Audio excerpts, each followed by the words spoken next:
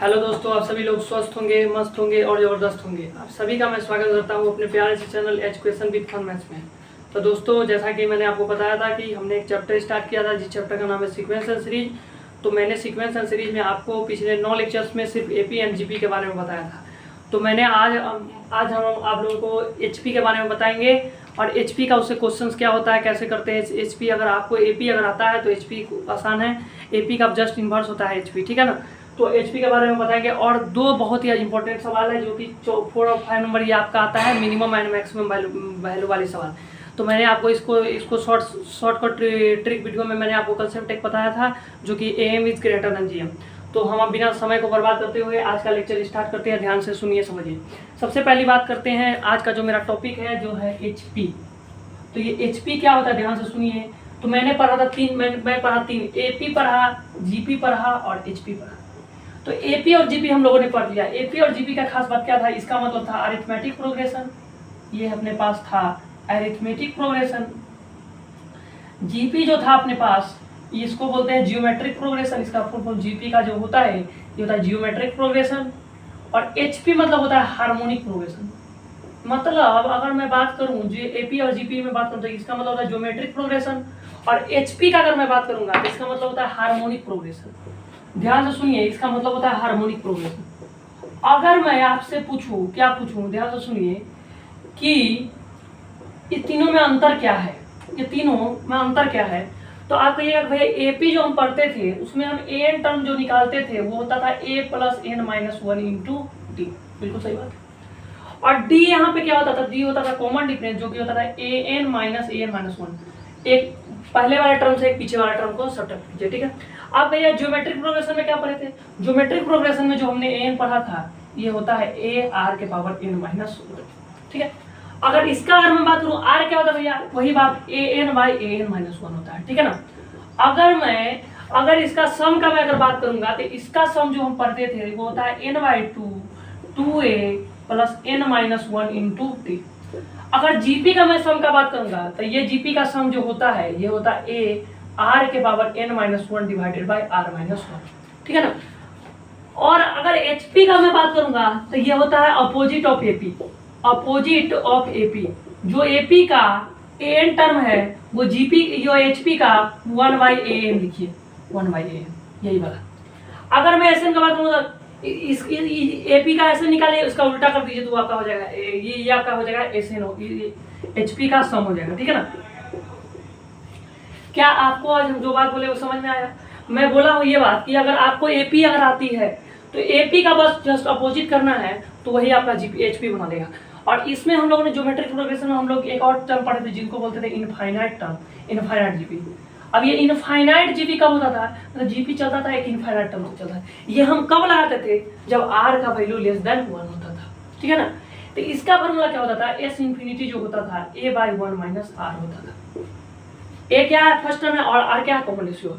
तो कंसेप्ट बस इतना ही है, तीनों में अंतर इतना ही है। अगर आपको ये तीनों अंतर आता है तो आप कोई भी क्वेश्चन कर दीजिएगा इसका बेसिक, ठीक है ना। तो मैं अगर बात करता हूँ, जैसे इसका एग्जांपल देखते हैं। जैसे मैंने कहा कि अगर मैं एक एक एग्जांपल तीनों पर लेके आपको बताता हूँ, अच्छे से समझाने की कोशिश करता हूँ। जैसे देखिए, अगर आप कहिएगा भैया अगर एग्जांपल है 2, 5, 8, 11, ये ज़्यादा कहाँ तक ये एपी में है, आपने ध्यान से सुनिए। तो कहिएगा पहला टर्म इस एपी का क्या है, भैया पहला टर्म इस एपी का 2 है और दूसरा टर्म इसका 5 है, तो कॉमन डिफरेंस क्या देगा 5 minus 2 that is equal to 3 हो जाएगा, ठीक है, क्लियर है। अच्छा, तो मैं अगर आपसे इसका एन टर्म पूछूं, अच्छा एन नहीं दिया था तो मतलब अगर इसका क्या करें, अगर इसका हम एन टर्म लिखे तो ये होता है a plus n minus 1 into d. बिल्कुल सही बात। मतलब ए कितना भैया 2 है, एन पता नहीं है और डी का वैल्यू क्या है 3, मतलब इसका वैल्यू क्या है 2 प्लस 3 एन माइनस 3, मतलब हो जाएगा 2 plus 3 n minus 3 that is equal to हो जाएगा 3 एन माइनस 1, ठीक है ना।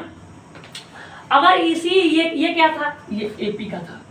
अगर इसी का एचपी का अगर एन टर्म पूछूं तो कुछ नहीं भैया, एचपी का अगर हम एन टर्म पूछे तो क्या करिएगा 1 बाई इसको लिख दीजिए, तो अपोजिट करना है तो ये आपका एचपी का हो गया। तो बस एपी और एचपी में अंतर क्या है, एपी से क्वेश्चन सॉल्व कीजिए, बस उसका अपोजिट कर दीजिए, वही आपका क्या हो जाएगा आंसर हो जाएगा। तो आई होप आपको ये सारा कंसेप्ट आज का क्लियर होगा, ठीक है। तो ये आपका यही है, तो आप इसको नोट डाउन कर लीजिए, वीडियो को पॉज करके नोट डाउन कर लिया। जहाँ भी आपको डाउट होगा कमेंट सेक्शन में जरूर बताइए। तो हम स्टार्ट करते हैं आज का अपना पहला क्वेश्चन। पहला क्वेश्चन जो है वो बेसिक सवाल है, एचपी का ही है, ठीक है। तो बात करते हैं अपने पहले क्वेश्चन की। ठीक है, ध्यान से सुनिए। पहला क्वेश्चन क्या है, ध्यान से क्वेश्चन को पढ़िए, सुनिए, समझिए। क्वेश्चन बोला है कि एक आपका पैटर्न दिया हुआ है, एक आपका समय ये दिया हुआ है, इसका एन टर्म पूछ रहा है। तो हमको क्या पता, मैं आपको कंसेप्ट क्या सिखाया हूँ, ध्यान से सुनना है, समझना है, करना है क्वेश्चन, ठीक है। क्वेश्चन क्या है, कंसेप्ट सुनिए। Question number 1, find TN of the sequence of HP. इस सीक्वेंस ऑफ एचपी जो है इसका टीएन टर्म निकालिए, जो कि टीएन टर्म ये दिया है। तो मतलब अगर आप कहिएगा 1/2 है, 1/5 है, 1/8 है और 1/11 है, और ये कहाँ तक जा रहा है, ये आपका एचपी में है, ठीक है। तो मैं आपको बता रहा हूँ कि जो ये एचपी में है उसका अपोजिट होता है एपी में। अगर हम एपी का सॉल्व कर दें तो एचपी में मेरा काम हो जाएगा। मतलब अगर हम इसका अपोजिट करें तो मैं बोल सकता हूँ क्या, 2, 5, 8, 11 जो ये अपने पास एपी में है। क्या क्लियर है? क्योंकि इसका जस्ट मैंने अपोजिट किया, जो अपोजिट था ये अपोजिट में क्या आ गया, एपी में आ गया। तो इस एपी का देखिए पहला टर्म क्या है, पहला टर्म इस एपी का 2 है और दूसरा टर्म इस एपी का क्या है, 5 है। तो कॉमन डिफरेंस मैं अगर इस एपी का पूछूंगा तो ये आपके पास होता है A2 - A1 that is equal to हो जाएगा 5 - 2 दैट इज इक्वल टू 3 हो जाएगा, ठीक है ना। आपसे पूछा गया टीएन टर्म, मतलब टीएन या एन दोनों बात बराबर है। मतलब अगर टीएन का मैं अगर बात करूंगा ये होता है A + n - 1 × d। तो फर्स्ट टर्म अपने पास क्या भैया, फर्स्ट टर्म तो 2 है और n का वैल्यू तो पता नहीं, तो n - 1 और कॉमन डिफरेंस इसका क्या है, 3 है। मतलब ये जाएगा 2 + 3n - 3। तो यहाँ से सॉल्व करिए तो हो जाएगा आपके पास 3n - 1 हो जाएगा। ये आपका क्या है, ये आपका एपी का टीएन टर्म है। तो आपसे पूछा जा रहा है एचपी का टीएन टर्म। तो एचपी का अगर मैं टीएन टर्म का बात करूंगा तो ये हो जाएगा 1/TN टर्म ऑफ एपी। तो एपी का टीएन टर्म का अपोजिट। तो एपी का टीएन टर्म क्या है, 3n - 1, मतलब ये जाएगा 1/3n - 1। क्या आपको आज का कंसेप्ट पता? कंसेप्ट क्या है, ध्यान से सुनिए।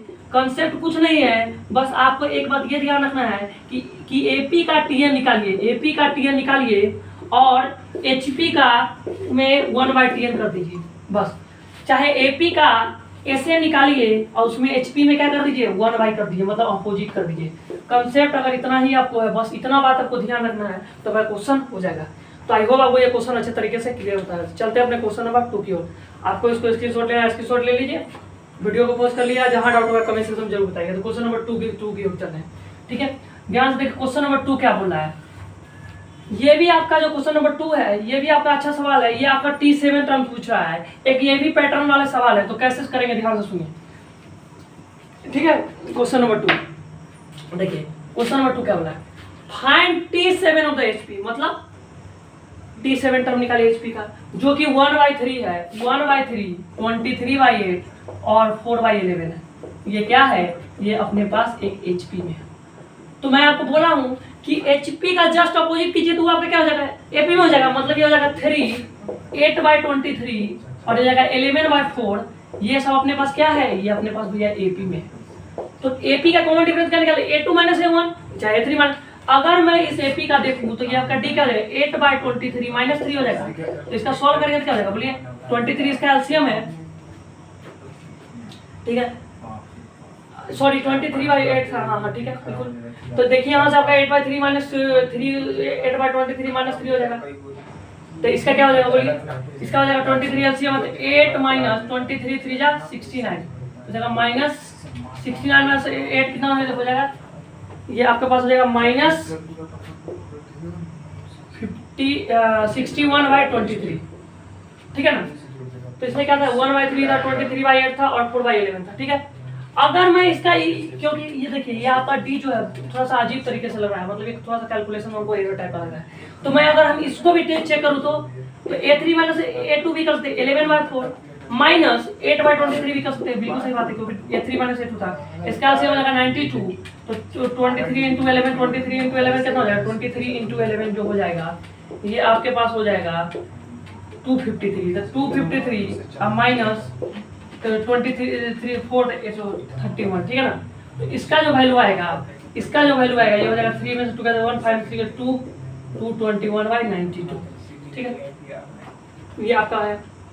मतलब हमारे पास ये T7 टर्म पूछ रहा है, तो मतलब ये एपी में कहीं ना कहीं हमको देख रहा है, क्या देखे, ये HP में था, तो इसका अपोजिट, तो इसका अपोजिट करें तो 3 हो जाएगा। ये आपके पास 8/23 हो जाएगा और ये हो जाएगा H11/4, ठीक है ना, उल्टा कर रहे हैं। तो ये आपका AP में है, तो इसका कॉमन डिफरेंस देखे तो 8/23 और इसका कर दिया तो 23 × 3 69, तो 8 - 69 - 61/23। फिर इसका D देखें तो इसका D हम देखेंगे तो 11/4 - 8/23। तो ये हमारे हिसाब से ये दोनों कॉमन डिफरेंस सेम ही नहीं आ रहा है। ये D1 इसको मान लेते हैं, इसको D2, D1 is not equal to D2, मतलब ये हमको लग रहा है ये आपका HP का पैटर्न बन ही नहीं रहा है, ना HP का बना है ना AP का बना है। देखिए ध्यान से सुनिए, मैंने क्या किया, मैंने देखा कि ये तो सारे टर्म क्या है HP में है, तो इसका जस्ट अपोजिट किया, तो 1/3 का अपोजिट 3, 23/8 का अपोजिट 8/23, 4/11 का अपोजिट 11/4, ये क्या है अपने पास AP में। तो इसका D देखा तो A2 - A1 मतलब 23 LCM 8 - 23 69 - 61/23। फिर इधर देखा 11/4 - 8/23, 4 से 92, तो 11 × 253 - 32, मतलब ये दोनों क्या है, मतलब ये आपका पैटर्न कुछ भी मिल रहा है। This is not from AP and HP, ठीक है ना। हो सकता है क्वेश्चन रॉन्ग हो गया होगा, लेकिन यहाँ से आपको देखने के बाद क्या लग रहा है, ये आपका ना AP में बन रहा है ना HP में बन रहा है। होगा कोई अभी क्वेश्चन अच्छे तरीके से क्लियर होगा। एक बार क्वेश्चन में ये होता है वैल्यू आपका डाटा गलत तो लिखा गया होगा, कोई दिक्कत नहीं है, बस अगर ये डाटा है तो आपका यही आंसर होगा। तो ठीक है, चलते हैं अपने क्वेश्चन नंबर 3 को। ठीक है, ध्यान से देखिए क्वेश्चन नंबर 3 क्या बोलता है। क्वेश्चन नंबर 3 का क्वेश्चन को ध्यान से पढ़िए। हमारे पास क्वेश्चन नंबर 3 क्या बोल रहा है, ध्यान से पढ़िए, सुनिए, समझिए। क्वेश्चन नंबर 3 जो है ये बोला let first 2 term of HP R 1 and 1/5, मतलब क्या, एक हमारे पास HP है, ठीक है भैया, बहुत सही बात है। इसका फर्स्ट 2 टर्म मतलब इसका A1 का वैल्यू 1 है और A2 का वैल्यू 1/5 है, ठीक है। तो मैंने कहा अगर HP का फर्स्ट टर्म 1 है और सेकंड टर्म 1/5 है, तो अगर मैं इसका AP का अगर बात करूंगा तो इसका अपोजिट मतलब इसका AP का फर्स्ट टर्म 1 हो जाएगा और सेकंड टर्म क्या हो जाएगा, 5 हो जाएगा। तो मैं अगर AP का कॉमन डिफरेंस अगर यहाँ से पूछूं तो क्या होगा, आप कहिएगा भैया D इक्वल टू होता है A2 - A1, मतलब 5 - 1 दैट इज इक्वल टू 4 हो जाएगा, क्लियर। अच्छा, यहाँ से आपका जो D है जो 4 हो जाएगा, तो आपसे क्या पूछा जा रहा है, then find a 10 term of the HP, मतलब HP का 10वां टर्म। तो मैंने कहा कि अगर AP का 10वां टर्म निकाल लूंगा और HP का रेसिप्रोकल कर दूंगा तो मेरा काम हो जाएगा। बात तो सही है, मतलब हम AP का क्या चाह रहे हैं, 10 टर्म निकाले। तो A10 का अगर मैं बात करूंगा तो ये होता है A + 9D, बिल्कुल सही बात है, मतलब A कितना 5, 9, D कितना 4, तो 9 + 36 है 5, मतलब 5 + 36 दैट इज इक्वल टू 41, क्या क्लियर, बात तो सही है। Find the 10 term of HP, ये किसका है, ये अपने पास AP का है, लेकिन आपसे पूछा क्या जा रहा है HP का, तो HP का वो 10 जो टर्म होगा ये होता है 1/10 टर्म ऑफ AP, मतलब ये क्या हो जाएगा 1/41, क्या वो क्लियर। कुछ नहीं किया, HP का 2 टर्म दिया था, HP का अगर 2 टर्म दिया है तो AP का उसका अपोजिट, तो AP का अपोजिट लिखे, फिर इसका कॉमन डिफरेंस निकाले, फिर A10 निकाले, और A10 निकालने के बाद HP का 10 टर्म पूछा जा रहा था, तो इसको AP का 10 टर्म का अपोजिट किए और वैल्यू जो है उसको सब्स्टिट्यूट कर दिए, ताकि होप आपको ये भी क्वेश्चन अच्छे तरीके से क्लियर होगा। चलते हैं अपने क्वेश्चन नंबर 4 और 5 की ओर। ये आपका बहुत ही अच्छा सवाल है जो कि मैंने आपको बताया था, AM is greater then GM पर। तो ध्यान से सुनिए, कंसेप्ट एक बार आपको फिर से बता दें, ठीक है, ध्यान से सुन लीजिए।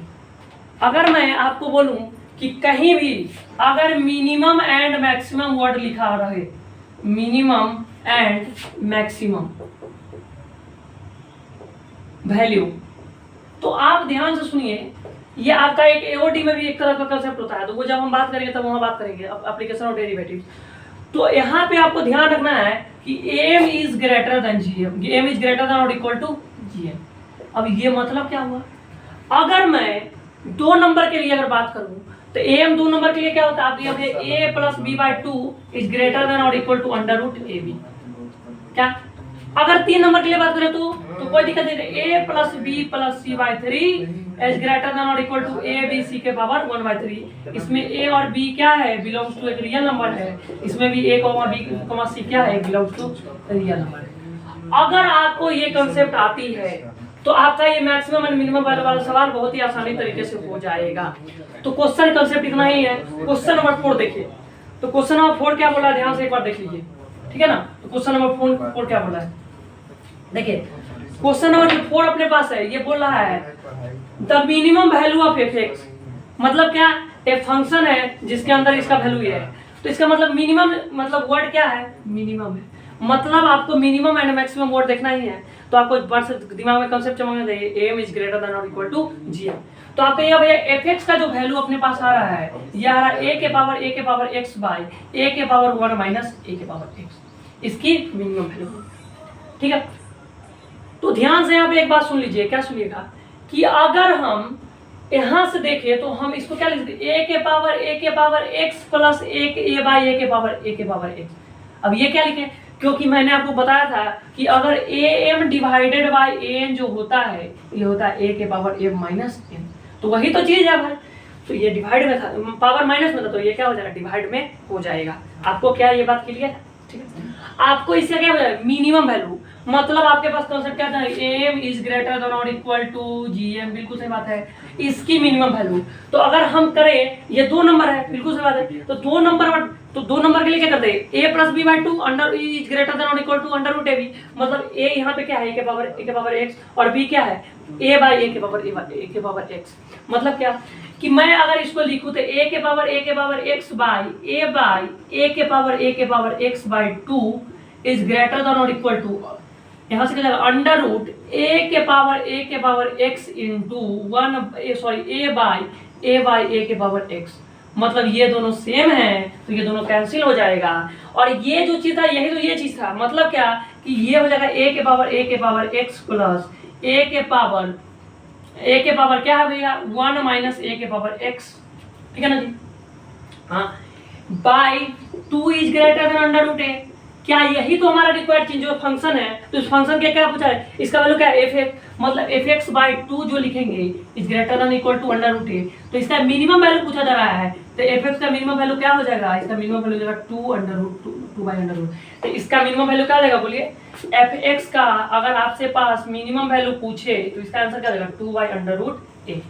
तो आई होप आपको ये क्वेश्चन अच्छे तरीके से क्लियर है, जिसका option number D is the right. JEE Mains 2021 का ये सवाल PYQ है। तो इसमें बस क्या करना था, आपको एक शॉर्टकट ट्रिक का वीडियो बताया गया था, उसमें ये कंसेप्ट डिस्कस किया गया था। आपको अगर नहीं वो देखे हैं वीडियो, तो ये वाला मैं आपको बता दिया है, एम इज ग्रेटर देन और इक्वल टू जीएम, वही लगाए। और ये क्वेश्चन बहुत ही आसान था, बस ये अगर आपको चमक गया, ये चीज चमक गया, तो इसको कमेंट करना है hashtag M is greater than और इक्वल टू जीएम, ठीक है। चलते हैं क्वेश्चन नंबर, आज की आखिरी क्वेश्चन जो कि क्वेश्चन नंबर 5 है, ये भी आपका मिनिमम एंड मैक्सिमम वैल्यू वाले सवाल है, तो इसमें थोड़ा सा कंसेप्ट लगता है, इसलिए हम आपको ये क्वेश्चन करा रहे हैं, ध्यान से सुनिए और समझिए, ठीक है। क्वेश्चन नंबर अपने 5 क्वेश्चन नंबर के चलते हैं, ठीक है। तब तक क्वेश्चन नंबर पढ़िए, क्वेश्चन नंबर 5 क्या बोल रहा है, देखिए। आपको जब कभी भी मैक्सिमम और मिनिमम वैल्यू वाले सवाल है, तो आपको हमेशा एक बार जरूर ध्यान देना है कि एम इज ग्रेटर देन और equal to G. Question number 5 को ध्यान से पढ़िए। देखिए, हमारे पास एक फंक्शन है, क्या, एक फंक्शन है जो कि real number to real number है, मतलब function belongs to real number to real number. अच्छा, और इसमें क्या है, x जो है वो बिलोंग्स टू एक रियल नंबर है, ठीक है ना भाई, कुछ सही बात है। और ये जो है, ध्यान से पढ़िए, हमारे पास 2 by 1 plus x plus 2 by 1 minus x, बिल्कुल सही बात है भाई, और एफ एक्स, और क्या भैया 3x plus 3 by minus x, क्या है, ये एक एपी में है, ठीक है भाई, are in AP, okay sir. अच्छा, मतलब ये क्या है, एपी में है, ठीक है ना। तो ध्यान से यहाँ पे देने वाली बात ये है कि अगर ये एपी में है, तो एपी का मैंने आपको क्या बताया था कि ये जो होता है, इसका मतलब क्या होता है, ध्यान से सुनिए, हम आपको एकदम बेसिक से बता रहे हैं। a2 माइनस a1, तो इसमें करिएगा एफ एक्स माइनस 2 के पावर 1 प्लस एक्स प्लस 2 के पावर 1 माइनस एक्स, ठीक है ना भाई। इसका वैल्यू क्या हो जाएगा, इसका वैल्यू हो जाएगा 3 के पावर एक्स प्लस 3 के power minus x minus F x.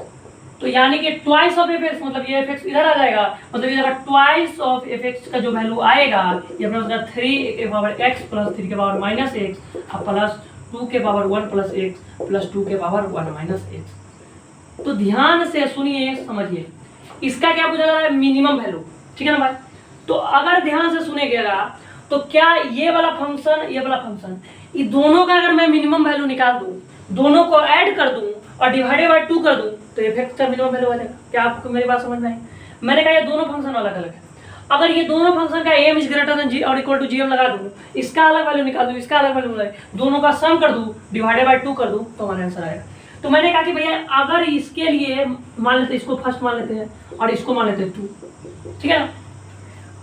तो मैंने कहा कि भैया अब देखो फर्स्ट क्या है, भैया फर्स्ट जो है 3x प्लस 3 के पावर माइनस x क्या है ना, ये आपका क्या है, ये आपका नंबर है आर्डर, ठीक है ना। मतलब इसमें अगर हम M is greater than GM लगा दूं तो, क्योंकि तभी यहाँ से मिनिमम पावर है और ये आपका मिनिमम वैल्यू, मतलब आपके पास कंसेप्ट मानना चाहिए एम इज ग्रेटर देन और इक्वल टू जीएम, मतलब क्या कि एम इज ग्रेटर देन और इक्वल टू जीएम, बिल्कुल सही बात है भाई। तो इसका मतलब क्या कि दोनों को सम करें तो 3x के पावर x प्लस 3 के power minus x divided by 2 is greater than और इक्वल टू 3 के पावर x। और ध्यान से पढ़िए, अगर किसी के पावर माइनस x होता है वो क्या होता है, डिनोमिनेटर में आता है, मतलब 1/3 के पावर x हो जाएगा, ये कैंसिल हो गया, अंडर रूट 1 ही होता है, तो मतलब इसकी वैल्यू क्या है, तो इसका वैल्यू कहेगा 3 के पावर x प्लस 3 के power minus x equal to 2 है, ग्रेटर देन। तो इसकी मिनिमम वैल्यू क्या हो जाएगी भैया, अगर इसका मिनिमम वैल्यू अगर हम बात करें तो इसका मिनिमम वैल्यू जो हो जाएगा, इसका मिनिमम वैल्यू 2, ठीक है ना। तो इसका मिनिमम वैल्यू क्या होगा 2। अगर हम सेम काम अगर इसके लिए करें तो बिल्कुल हो जाएगा काम। तो मैंने कहा कि अगर इसको इक्वेशन 2 को देखिए तो ये क्या है, ये देखिए ध्यान से यहाँ पढ़िएगा, तो क्या है 2 के पावर 1 प्लस x कॉमा 2 के power 1 minus x are they क्या है 2 नंबर्स, ठीक है ना भाई, बिल्कुल सही बात है। अगर इसमें भी हम एम इज ग्रेटर देन और इक्वल टू जीएम लगाएं तो वही काम, क्योंकि तभी मिनिमम एंड मैक्सिमम वैल्यू वाले सवाल निकलेंगे, मतलब एम इज ग्रेटर देन और इक्वल टू जीएम होता है, बिल्कुल सही बात है भाई। तो यहाँ से अगर मैं देखूं तो इसका 2 के पावर 1 प्लस x प्लस 2 के power 1 minus x divided by 2 is greater than और इक्वल टू अंडर रूट। अच्छा मैंने क्या बताया था, मैंने आपको बताया था, ध्यान से सुन लीजिए एक बार फिर से बता रहा हूँ, अगर m इंटू ए के पावर n इक्वल टू जो होता है a के पावर m प्लस n होता है, ठीक है ना। अगर a के पावर m डिवाइडेड बाय अगर a के पावर n अगर हो तो इसका मतलब है a के पावर m माइनस n होता है। तो ये दोनों कंसेप्ट जिसको याद है उससे क्वेश्चन बहुत ही आसानी तरीके से हो जाएगा, ठीक है ना। तो ध्यान से देखिए, अब इसका मतलब क्या है भैया, तो 2 के पावर 1 प्लस x है, मतलब क्या इसको 2 इंटू 2 के पावर x लिखते, बिल्कुल सही बात है, और जीएम है तो इंटू लगेगा और इंटू हो जाएगा 2 बाय 2 के पावर x, मतलब ये क्या, ये दोनों कैंसिल हो गया और 2 जा 4, मतलब 4 तो यहाँ से 2 निकलेगा और 2 यहाँ से है, मतलब अगर 2 by 1 plus x plus 2 by 1 minus x का जो वैल्यू है ग्रेटर देन और इक्वल टू 4 आ जाएगा, ठीक है ना। क्यों, क्योंकि 2 इंटू 2 4 था, अंडर रूट 4 का 2 होता है, 2 यहाँ से था, मतलब अगर इसका अगर मैं मिनिमम वैल्यू पूछूं तो इसका जो मिनिमम वैल्यू है, इसकी वैल्यू मिनिमम क्या है भैया, इसका भी मिनिमम वैल्यू जो है वो 4 है, ठीक है ना। तो आपसे ये फंक्शन आपका ये था, तो इसमें यहाँ पे डालिए तो 2f(x), ठीक है ना भाई, इज इक्वल टू क्या हो जाएगा, इसका मिनिमम वैल्यू 2 है 2 अब प्लस इसका मिनिमम वैल्यू 4 है, इज इक्वल टू 6। तो f(x) का मिनिमम वैल्यू क्या होगा, यहाँ ट्वाइस है तो ट्वाइस को हटाना पड़ेगा, मतलब f(x) का अगर मैं मिनिमम वैल्यू पूछूं तो क्या होगा, f(x) का जो मिनिमम वैल्यू हो जाएगा 6/2 दैट इज इक्वल टू 3। तो इसका आंसर क्या हो जाएगा 3, ऑप्शन नंबर बी। ये आपका जेईई में 20 का सवाल है। तो इसमें क्या है, ध्यान से एक बार क्वेश्चन को सुन लीजिए, ये आपके पास 3 नंबर दिया था, ये तीनों एपी में था, अगर ये तीनों एपी में है तो twice of this equal to last वाला प्रोडक्ट, मतलब C plus A B C पर हम अगर बात करें तो देखा मैंने देखा कि ये दोनों अलग अलग नंबर है। अगर किसी के पावर में कुछ समथिंग है तो हमको समझना चाहिए मिनिमम पूछा है, यानी कि एम इज ग्रेटर देन, इसके लिए अलग लगाया M is greater than GM, इसके लिए अलग लगाया M is greater than GM, और हमने इसको माना था इक्वेशन मान लेते हैं 1, तो इक्वेशन 1 से हमारे पास क्या आ गया, तो ये आ गया था। तो मैंने देखा कि अगर इसका वैल्यू 2 है, इसका वैल्यू 4 है, तो अगर इसका मिनिमम वैल्यू 2 है, इसका मिनिमम वैल्यू 4 है, तो 2 + 4 क्या 6, और ये ट्वाइस था तो f(x) का पूछा था, ट्वाइस f(x) नहीं पूछा था, तो f(x) का मिनिमम वैल्यू क्या है 6/2 दैट इज इक्वल टू 3। तो आई होप आपको ये आज का 5 क्वेश्चन अच्छे तरीके से क्लियर होगा। ये क्वेश्चन नंबर 2 को एक बार जरूर देख लीजिएगा, क्योंकि हो सकता है कि डाटा गलत लिखा गया होगा, इसका डी मैच नहीं कर रहा था, एक बार जरूर देख लीजिएगा। कमेंट सेक्शन में जो भी आपको डाउट होगा बात करिएगा। तो मिलते हैं आप सभी से नेक्स्ट, तब तक के लिए आप लोग सभी को बहुत बहुत नमस्कार। चैनल को ज़्यादा से लाइक शेयर और सब्सक्राइब कीजिएगा। मिलते हैं नेक्स्ट लेक्चर में।